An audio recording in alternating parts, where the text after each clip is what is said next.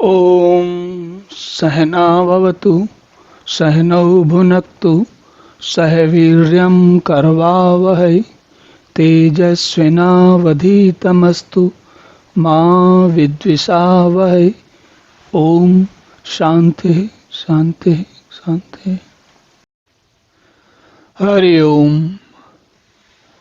तो भगवान जो पिछले श्लोकों में 3 श्लोकों में बताते आ रहे थे उसी बात को यहाँ पर एक बार फिर से कहते हैं और इसके बाद ये कहने के बाद अपनी बात को एक तरीके से किनारे ले आते हैं। क्या कहते हैं भगवान? त्रैगुण विषया वेदा निस्त्रैगुण्यो भवार्जुन निर्द्वंद्वो नित्य सत्वस्थो निर्योग क्षेम आत्मवान। त्रैगुण विषय 3 गुणों के कार्य रूप समस्त भोगों एवं उनके साधनों का प्रतिपादन करने वाले हैं। वेद जो है वो 3 गुण, कौन से 3 गुण हैं? सत्व, रज और तमस। उनके उन तीनों गुणों के लिए जिस प्रकार के भोग उनसे उन गुणों को हो सकते हैं, जैसे क्या है तमस का मान लिए तो तमस आम तौर पे तमस कहते हैं निद्रा का आनंद, आलस्य का आनंद। अब आप सोचेंगे आलस्य में क्या आनंद है? देखिए, जो व्यक्ति आलस्य करता है उससे पूछिए आलस्य में कितना आनंद है। इसी प्रकार जिसको निद्रा में जो कुछ लोग होते हैं हर थोड़ी देर बाद सोचते हैं थोड़ी देर के लिए सो लिया जाए, थोड़ी देर आराम कर लिया जाए, है ना, ऐसे लोग तमोगुणी कहलाते हैं। या फिर निद्रा या भोजन, और भोजन भी स्वादिष्ट या उत्कृष्ट और बहुत अच्छे प्रकार का भोजन नहीं, अधिक मात्रा में, और ऐसा भोजन जो केवल पेट भरने के लिए, जो बहुत ज़्यादा, कई लोग होते हैं ना जिनको कि बहुत ज़्यादा खाने का आनंद होता है, तो ऐसे लोग कहलाते हैं तमोगुणी। अब आते हैं रजोगुणी। रजोगुणी वो लोग हैं जो मन, शरीर, जिन्हें भोजन तो चाहिए लेकिन बहुत नाना प्रकार का चाहिए, 56 भोग चाहिए, और आज सुबह कुछ चाहिए, दोपहर में कुछ चाहिए, शाम को कुछ चाहिए इत्यादि, राइट। तो इस सब के बीच में शरीर उनका भले ही कष्ट में पड़ जाए लेकिन उनको चाहिए नए नए प्रकार की खाने की चीज़ें, या फिर नए नए प्रकार के संसाधन। उनको जो अच्छी कार चाहिए, उनको अच्छा घर चाहिए, उनको अच्छा संगीत चाहिए, उनको अच्छी महफिल चाहिए, उनको सब कुछ अच्छा चाहिए। ये लोग हुए रजोगुणी।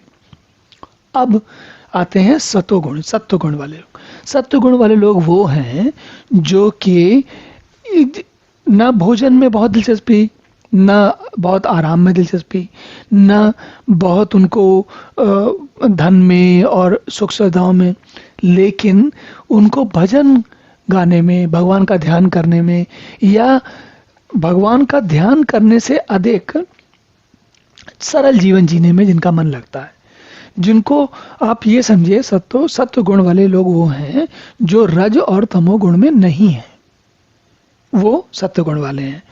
तो इसको हम प्रोसेस ऑफ एलिमिनेशन से, मतलब अलग क्या चीज़ है और क्या नहीं है, इसको प्रोसेस ऑफ एलिमिनेशन को संस्कृत में नेति नेति कहा गया है। नेति नेति का अर्थ होता है न इति न इति, ये नहीं है, ये नहीं है।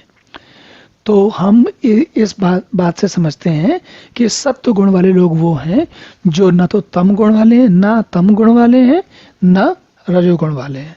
और धीरे धीरे हम सत्व गुण के बारे में और भी चर्चा करेंगे। उसके आप सत्व गुण वाले हैं।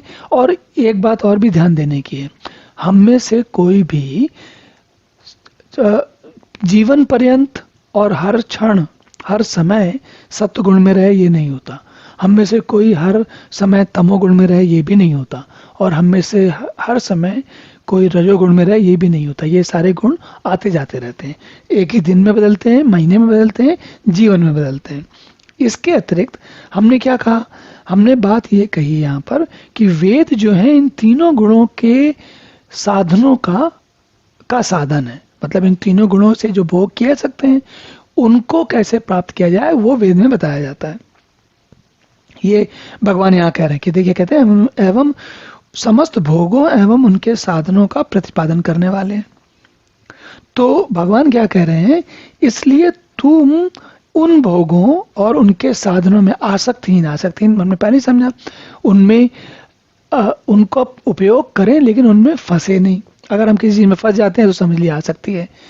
जैसे होता है ना कि आज के समय में कई बार सुनने में आता है कुछ लोगों को मीठा मिष्ठान खाने की बड़ी आसक्ति होती है।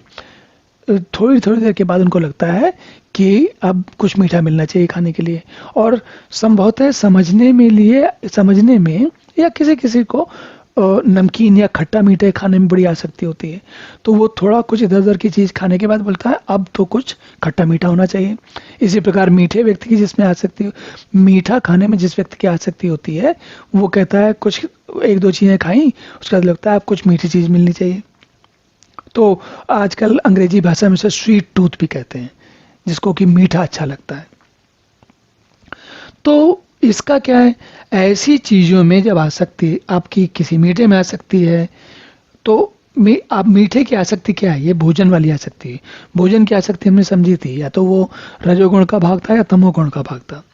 तो इन दोनों में भगवान ये कह रहे हैं कि इनमें आसक्ति ना हो, हर्ष शोक नहीं हो, मतलब कि ना अच्छा लगे ना बुरा लगे, हर्ष शोक का द्वंद नहीं हो, हर्ष या शोक का द्वंद होना नहीं चाहिए।